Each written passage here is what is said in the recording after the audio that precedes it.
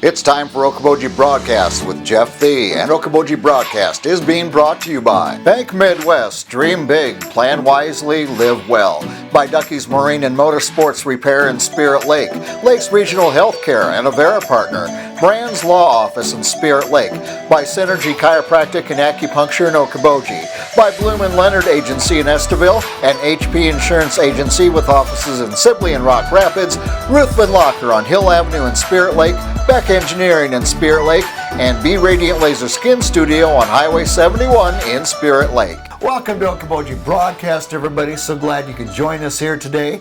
And we're thrilled to have with us Erin Reed. She is the Executive Director of the Dickinson County Trails Board. And don't we have beautiful trails in Dickinson County? Erin, thanks for being with us. Yeah, thank you for having me. Before we got going here, you and I were talking about you've been on the trails at least a couple times today. I was out enjoying them today. And, you know, for the COVID-19, as things warm up here a little bit, they are the ultimate social distancing because, like I told you, there was at least 100 yards, much less 6 feet, between me and the next person enjoying the trails. So aren't we fortunate to have these trails during this time? Yeah, absolutely. They're one of the few things that we can do these days, and we can get outside and get out of our homes for a little bit. We have seen a significant increase in trail use during this time. We count traffic on our trails at 7 different locations, and I looked at a comparison between March of 2019 and March of 2020, and this year we're up 300% in trail use. Wow. So people are getting out. I think they're discovering our trails, and also the weather is a little bit better this year than it was last year, so that helps too. Right, but we got we're glad those. to see that people are using them. We got those two things. I can't really say going for us, but certainly the weather through March was different than a year ago, and people are busting at the gut. Any opportunity they get outside, get some exercise for one thing, and then a lot of us have pets that are like, would you please take me somewhere? So Yes, the trails absolutely. fill that bill real well, Erin, I'll tell you. Yep. And our goal is to keep them open, and we're encouraging people to practice, so I like to call it physical distancing when you're out there, and to go in small groups with just the people that you live with, your family or whatnot. Yeah. And for the most part, we've been out on the trails a lot, and that's what people are doing. So I do appreciate the fact that people are staying in small groups or within their family unit, and keeping their distance from other trail users. So that's very helpful for us to keep the trails open so people have the opportunity to get out of their home. It's very good for our mental strength, for one thing, but, you know, we've got no why that we can go to right now. We need to work these muscles, and because we're all going to the refrigerator way too often. And That's right. It's right next door, right? That's right. So, you know, once again, whether it's walking or on your bike, the trails are wonderful. As we look ahead here to the rest of 2020, Erin, what are some of the developmental plans?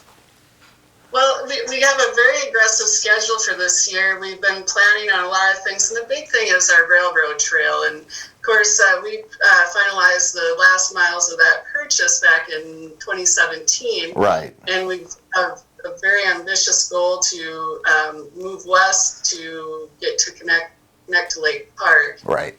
And so this year, we've already started the trail from Peoria Avenue, or behind IV. That started last fall, and that goes west 1 mile.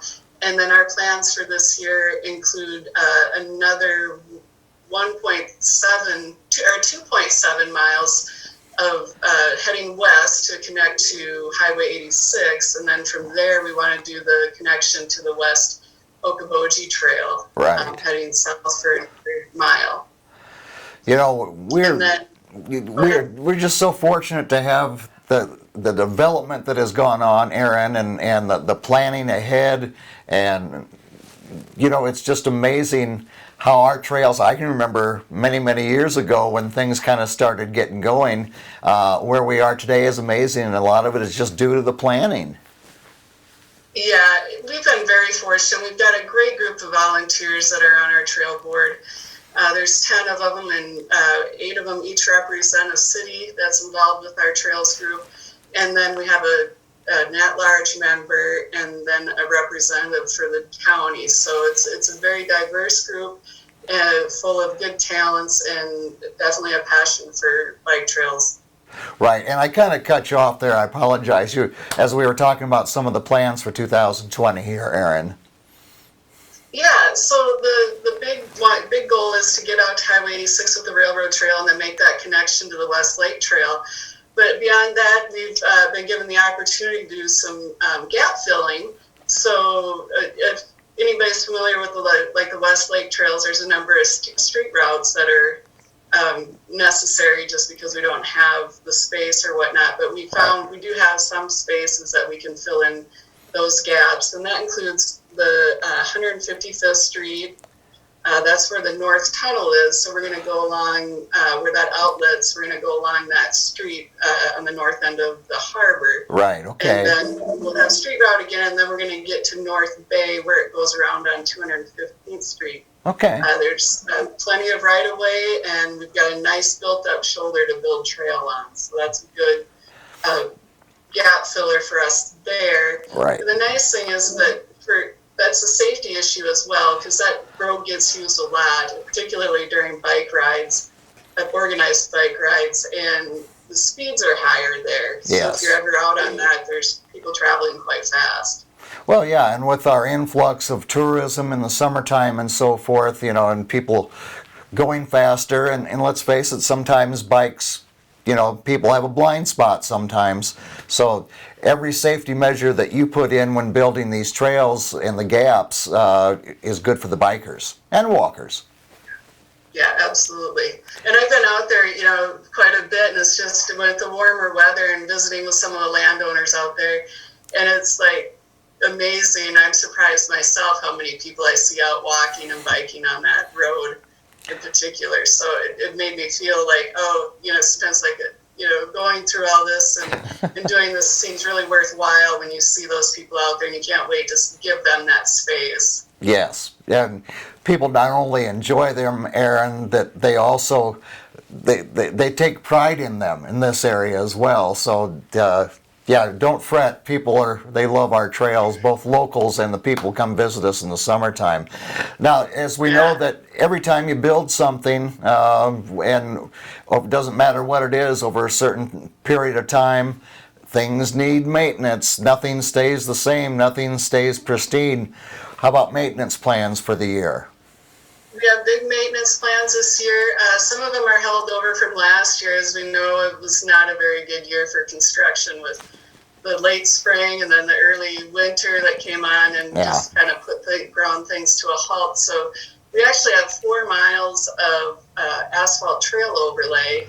As people know, that most of our spine trail that heads from Milford up to Spirit Lake is built from asphalt. So that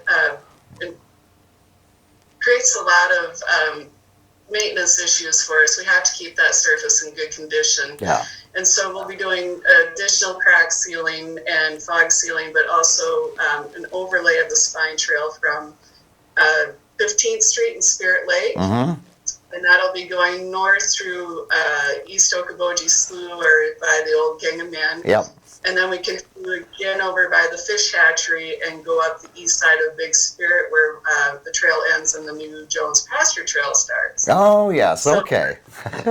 almost 3 miles of overlays. And then we're also from carryover from last year is the Nature Center Trail. So we'll actually start at the barns on 175th Street in Okoboji and head towards Highway 71 and then jump over to the Nature Center Trail and complete that over to like Kenyon Park or the Westport Schoolhouse. Okay. Those will be huge improvements for those trails. Well, I know the Nature Center is, they're working on that road out there as well, and they're going to be, it sounds like they were going to be paving part of their parking lot, so this will all kind of come together out there. Yeah, and the goal is that the contractor's hoping, weather dependent, that they can get in the next couple of weeks, and we can have all that overlay project done by Memorial Day before it gets too busy. Perfect. Absolutely. Yes. Well, let's talk about the Tatanka Trace Rail Trail, and I was worried about pronouncing that, Erin. Tatanka, it's a mouthful. Boy, I tell you. But and the trailhead, how are the rail trails different from the other trails in the area? Yeah, rail trails are interesting because they're kind of a different animal, and they tend to bring in a lot of tourism. And the nice thing about them is that you get the length there. A lot of bikers really like to have that length and put on miles out there in the open. Sure. And you have this opportunity where you can go for typically a mile without ever having to stop. You don't have any crossroads in between those miles. And so that's really nice because you can just keep on going without any impediments. And you also have a nice grade because railroads don't have any steep hills or anything like that. So you have a nice flat grade to work with. Nice. And you're also connecting not just, communities or areas within a community, but you're connecting towns. So you can, and typically the way railroads worked was that about every 7 miles on average, you get a new town on that railroad line. So it's a very good gap for, go 7 miles, pretty easy and then you can stop at a town and maybe get a ice cream or a beer if you want to, or maybe some lunch. It works really well for having people go for long distance, but also have connecting towns to go to as well. Yeah, I can think of years ago, talking to Herman Richter about our trails and just making the comment of, our trails are becoming a destination like our lake and our golf courses and everything else in the Iowa Great Lakes. So all the things that have been done over the years, the expansion, the rails, all these things, people are taking advantage and enjoying them so much. Absolutely. And part of the goal is to bring in more bike tourism because especially to the towns in the area that don't have as much tourism like ours, like Lake Park. Right. If you look at other examples of places like Lanesboro, Minnesota is a really good one for small towns that have just thrived from their rail trail. Yeah. And Lanesboro's got 26 lodging facilities that includes 3 actual hotels. It's a town of 800. That's amazing, isn't it? Isn't it? It's crazy. And I also, one of the more recent examples would be the town of Battle Lake, Minnesota, which is in central Minnesota. And they have about 12 miles outside of town, there's a state park. And the community there decided, they were thinking, what can we do to, boost our economy here? And Sure. said, let's build a trail out to the state park, which they've completed in 2016, and since then, that time, they've had 20 new businesses open up in their downtown. Wow. It's remarkable. I bet it just amazed the heck out of them, I'm sure. Yeah, and the town of Battle Lake's only 900 people, so you imagine that kind of impact for the people that live there. Economic impact and quality of life is just tremendous. And that's, for me, is the big goal for us is to do that for our outlying communities in the Northwest Iowa. Well, it's just so amazing because, let's face it, in the Midwest, it's not just Iowa, but, a lot of our smaller towns, they've lost sometimes their school, their hospital, all these different things. And when you can find something that is both good for people and can infuse the local economy, you got something there, Erin.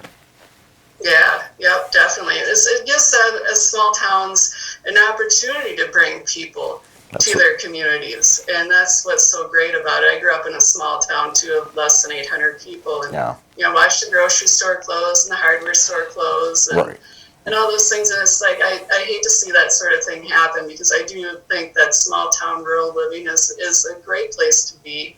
It's a great place to grow up and have a family and to provide these opportunities for people to get out.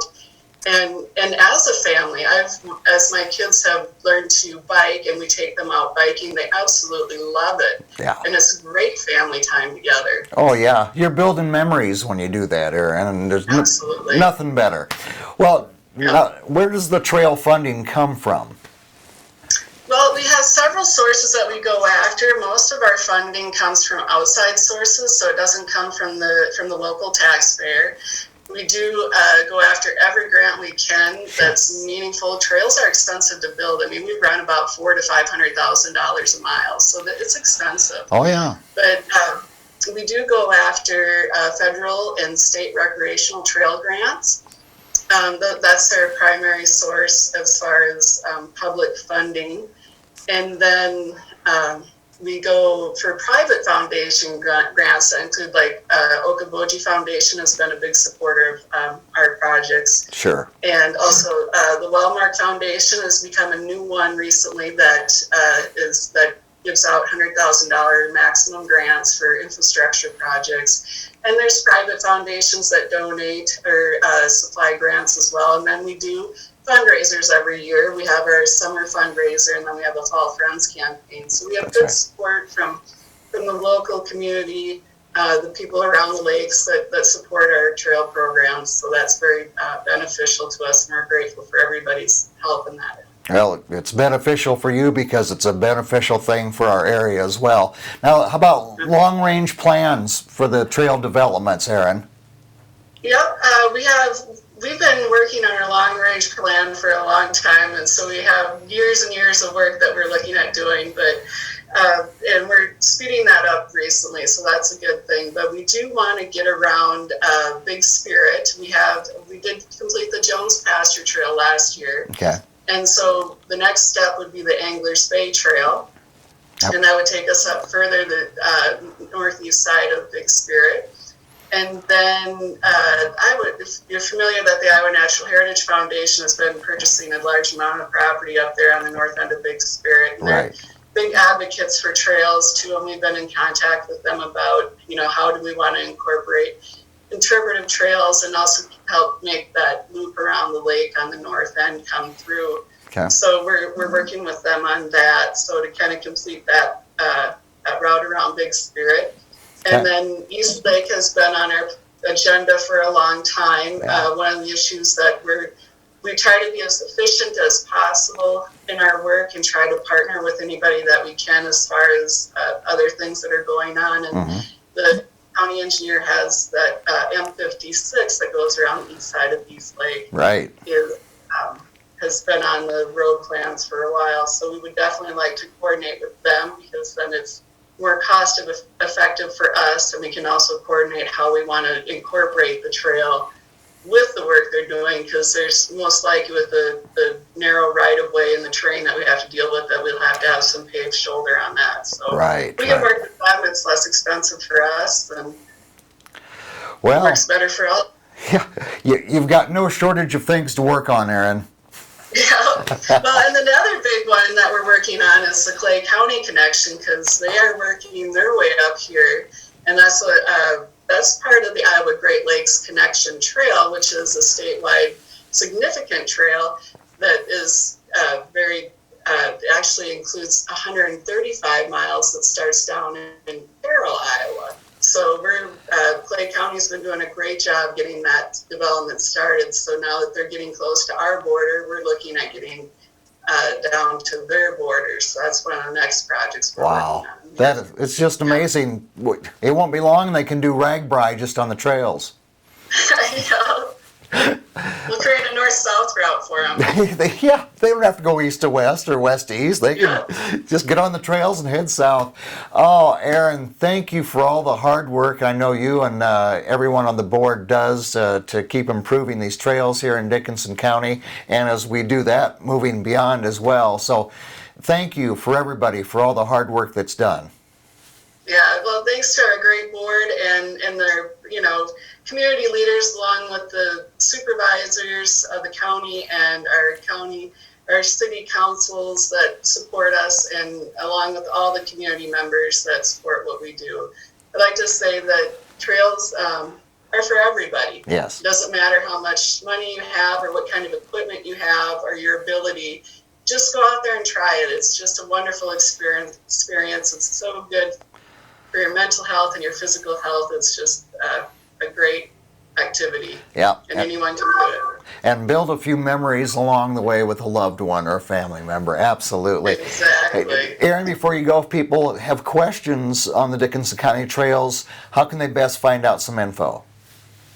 They can get on our website. It's www.dickinsoncountytrails.com. And my contact info is there. There's other information on the site as well, including how to donate and also our bench program. We're always looking for people to give us resting spots to honor their loved ones or friends, and give us some resting spots on the trail. Very good. All right, my friend. Well, thank you for taking some time with us and talking about our beautiful trails. And you stay well, and we'll talk to you soon. All right, great. Thanks, Jeff. My pleasure. Erin Reed, the Executive Director of the Dickinson County Trails Board, has been with us. We thank her for joining us. We thank you for watching us right here on Okoboji Broadcast.